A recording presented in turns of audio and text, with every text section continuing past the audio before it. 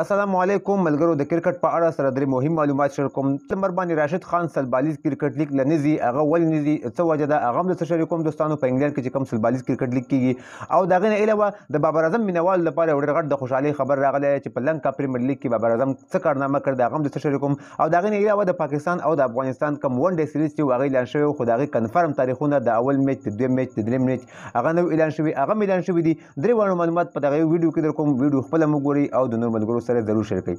راځو ملګرو اول د راشد خان طرف ته چې راشد خان د راکش لوبډلې سره معاهده کړې وه د هغې سره په 1,50,000 پونډ باندې هغه اخیستل شوی او سمدستي هغه شروع کېږي د انګلینډ سلبالیز کرکټ لیګ چې کوم دی.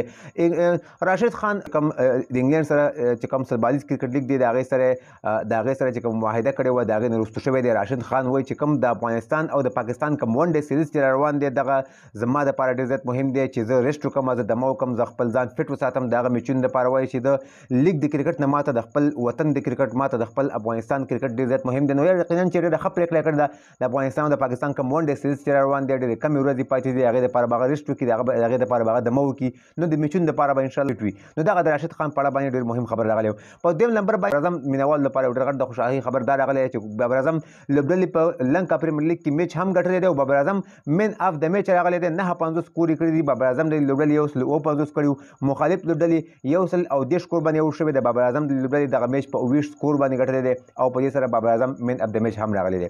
په درېیم نمبر باندې دوستانو د پاکستان او د افغانستان کوم ون ډے سیریز چې هغه اعلان شوی و په سریلنکا کې هغه سیریز اعلان شوی خو د هغې کنفرم تاریخونه نه راغلي. کنفرم تاریخونه راغلي دوستانو هغه هم درته شریکومه.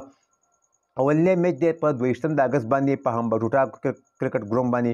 دویم میچ دی په 24 اګست باندې دا هم په دغه ګروم باندې دی او دریم او اخري ون ډے میچ چې کوم دی هغه په 26 د اګست باندې دی هغه په کولمبو کرکټ ګروم باندې دی.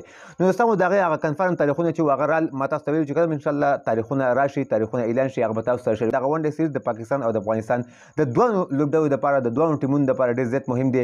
را روان دی په 23 د اګست باندې بیا ایشیا کپ شروع کېږي د هغې نه وروسته ورلډ کپ شروع دوی به پریکټس هم وشي او دغه پاکستان ټور اف افغانستان دی. افغانستان په کوربتوب باندې به دغه میچونه کېږي.